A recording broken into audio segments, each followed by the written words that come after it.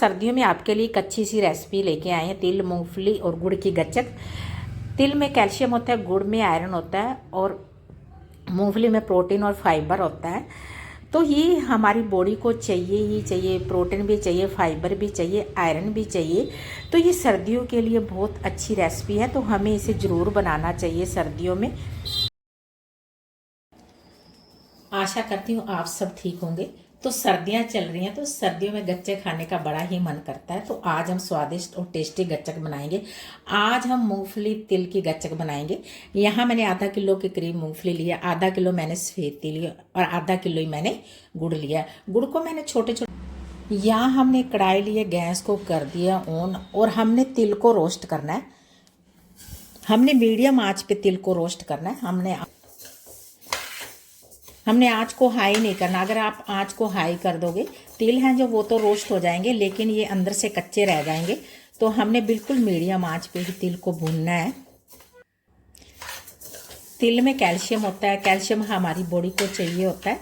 तो सर्दियों में तिल की गच्चक खाना शरीर के लिए काफ़ी फायदेमंद होता है, क्योंकि गर्मी में तो तिल खाए नहीं जाते, ये गर्म होते हैं। तो सर्दियों में तिल खाना हेल्थ के लिए काफ़ी अच्छा होता है। तो तिल ऐसे तो खाए नहीं जाते, तो हम गुड़ की गच्चक के साथ जब तिल खाते हैं ना, तो सर्दी में अच्छे भी लगते हैं। तिल अच्छे से रोस्ट हो चुके हैं, अच्छे से तिल भून चुके हैं। तो ये भूनने के बाद काफ़ी सारे तिल हो गए हैं, क्योंकि जब हम तिल को भूनते हैं तो ये काफ़ी फूल जाते हैं। तो अब हमने इनको एक प्लेट में निकाल लेना है। अब हमने मूंगफली को भी रोस्ट करना है। मूंगफली को भी हमने मीडियम आंच पे ही रोस्ट करना है। मीडियम आंच पे जब हम मूंगफली को रोस्ट करते हैं तो ये अंदर से मूंगफली अच्छे से पक जाती है।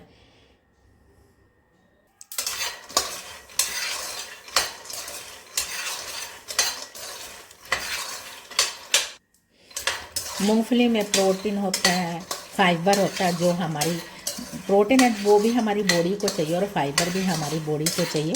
तो प्रोटीन और फाइबर दोनों ही मूंगफली में होते हैं। तो मूंगफली भी हमारी सेहत के लिए बहुत अच्छी है, अगर सर्दी में हम मूंगफली खाते हैं तो। मूंगफली को कच्चा नहीं खाना चाहिए, मूंगफली को हमेशा रोस्ट करके ही खाना चाहिए, क्योंकि हम जब मूंगफली कच्ची खाते हैं तो कई बार पेट में दर्द होने लग जाता है। अगर हम मूंगफली को रोस्ट करके खाएंगे तो वो हमारी हेल्थ को बिल्कुल भी नुकसान नहीं देगी, शरीर को फ़ायदा ही देगी।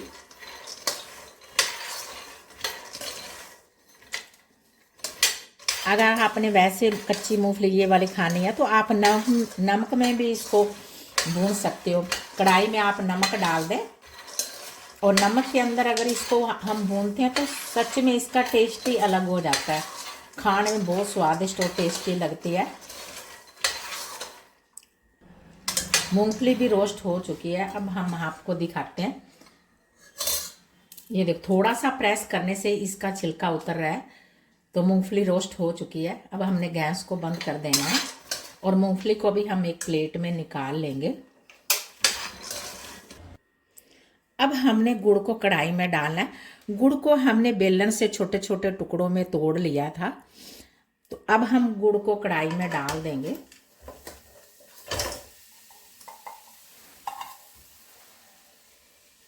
गुड़ को जब हम तोड़कर डालते हैं तो गुड़ जल्दी मेल्ट हो जाता है। तो किसी कपड़े पे रखकर बेलन से इसे तोड़ लें छोटे छोटे टुकड़ों में। तो अब हमने थोड़ा सा पानी डालना है गुड़ में, जिसमें गुड़ है वो अच्छे से पिघल जाए। हमने 2-3 चम्मच ही पानी लिया है।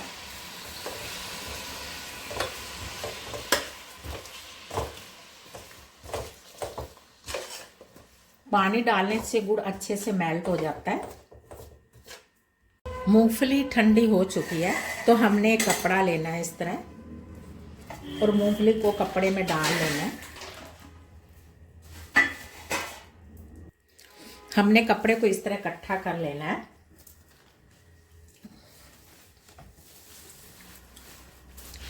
और हम हाथ से इस तरह मसलेंगे तो इसका छिलका है मूंगफली का वो अलग हो जाएगा।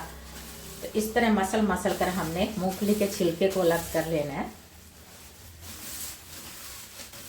थोड़ा थोड़ा हमने हाथ से इस तरह प्रेस करना है जिससे मूंगफली का छिलका है वो अलग हो जाएगा मूंगफली से।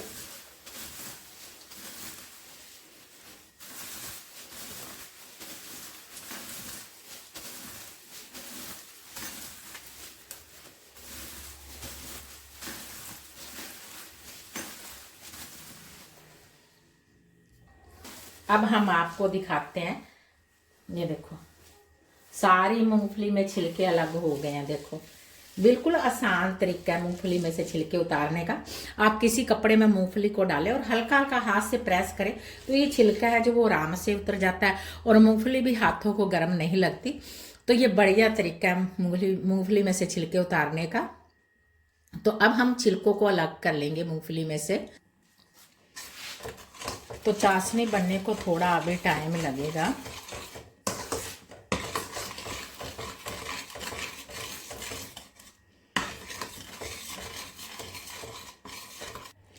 इधर से चाशनी को भी हम चेक कर लेते हैं। एक कटोरी में हमने पानी लिया और ऐसे चाशनी को हमने पानी में डालना है।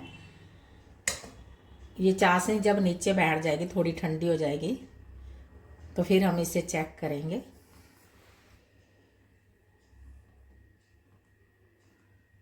हमने चाशनी को इस तरह इकट्ठा करना है।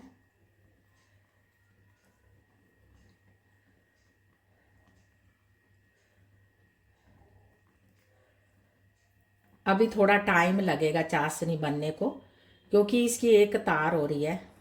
अब हम चाशनी को चेक कर लेते हैं। इस तरह ठंडा पानी लेना है और चाशनी को हमने ठंडे पानी में डालना है और थोड़ा चाशनी को हमने ठंडा होना देना है। चाशनी ठंडी हो चुकी है, तो अब हम इसे चेक करते हैं। ये देखो बिल्कुल क्रिस्पी हो गई है। तो चाशनी है जो वो बनकर तैयार हो गई है। जब हम चाशनी को इस तरह तोड़ते हैं ना, तो जो क्रिस्पी चाशनी हो जाती है, ऐसे कट की आवाज़ आती है। ये देखो इसमें कट की आवाज़ आ रही है, आराम से ये टूट रही है। तो चाशनी तैयार है। अब हमने गैस को बंद कर देना है और थोड़ा सा हमने मीठा सोडा डालना है। 2 चुटकी के करीब हमने मीठा सोडा डालना है। मीठा सोडा डालने से गच्चक है जो वो और भी बढ़िया बनती है, अच्छी बनती है।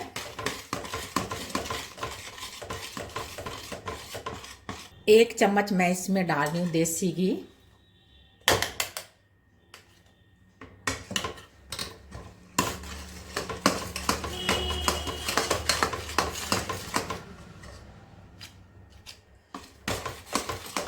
थोड़ी ठंडी हो चुकी है, तो हमने तेल को भी चाशनी में डाल देना है।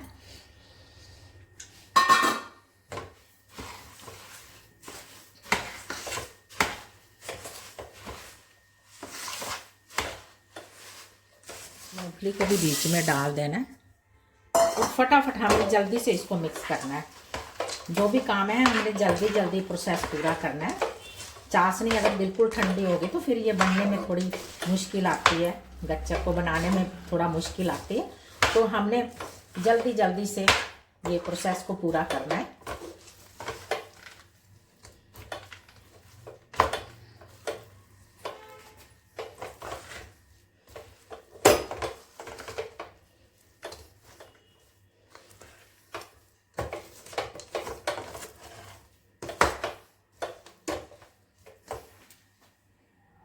तो गच्चक को ऊपर डालने के लिए हमने यहाँ एक प्लेट ली है। प्लेट को मैंने उल्टा कर दिया और इसको पे अच्छे से हमने घी लगा लेना है। प्लेट को अच्छे से हमने चौपड़ लेना है कि गच्चक है जो वो प्लेट के साथ चिपके ना और आसानी।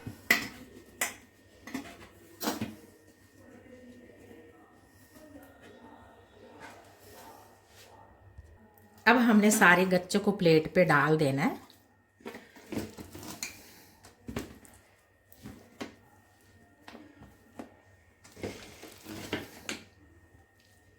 हमने हाथ पे भी थोड़ा सा घी लगाना है और इसको अच्छे से हमने फैला लेना है।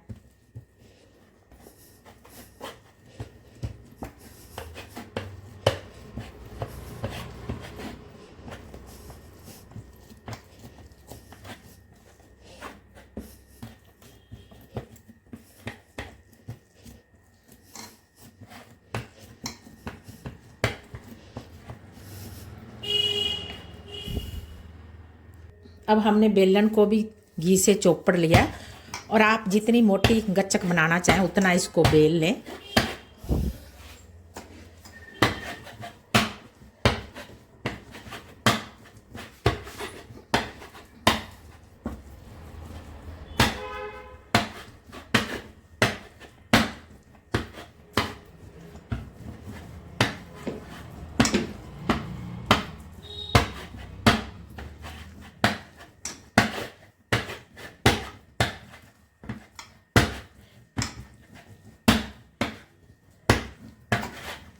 हिसाब से गच्चों को बेलें, जितनी भी आपको मोटी बनानी है।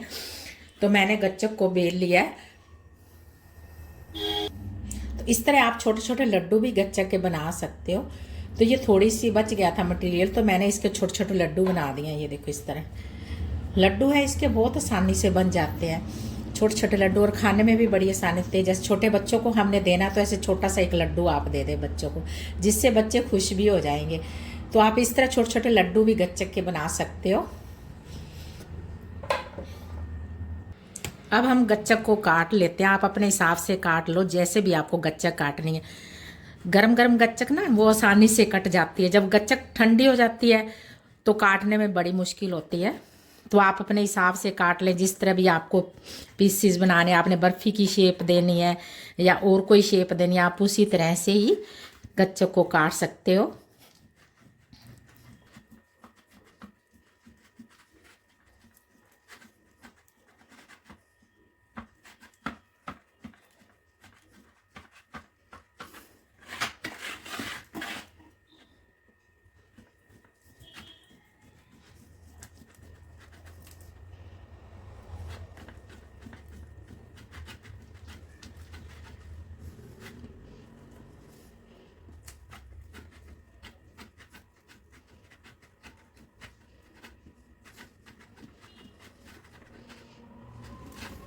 अब थोड़ा सा हम इसको ठंडा होने देंगे। ठंडा होने के बाद हम अलग अलग इसकी पीस जो है वो अलग अलग कर लेंगे।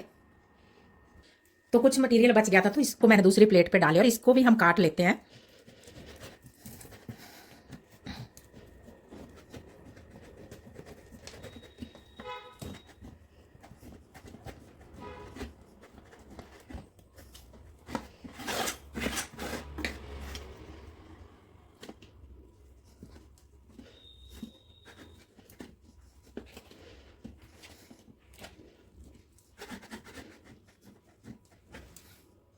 गच्चक ठंडी हो चुकी है, तो अब हम इसकी अलग अलग टुकड़ियां कर लेते हैं।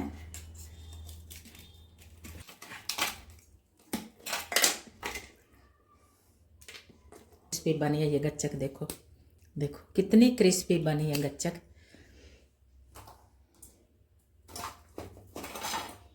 ये देखो हम आपको दिखाते हैं कितनी क्रिस्पी गच्चक बनी है। आप भी इस तरह घर में गच्चक को बनाएं और गच्चक का आनंद लें, खुद खाएं, बच्चों को खिलाएं, खुद हेल्थी रहें, बच्चों को हेल्थी रखें। क्योंकि जब जो भी हम रेसिपी घर में बनाते हैं वो नेचुरल होती है, हम अपने हाथों से बनाते हैं, थोड़ा मालिक का नाम लेके भी बनाते हैं, तो उसमें जो खाने का मज़ा होता है वो कुछ और ही होता है। सारी टुकड़ियों को इस तरह अलग अलग कर लेना है। देखिए इस तरह आप टुकड़ियाँ बना सकते हो गच्चक के, छोटे बड़े पीस आप जैसे बनाना चाहें, बिल्कुल आसानी से अलग हो रहे हैं ये।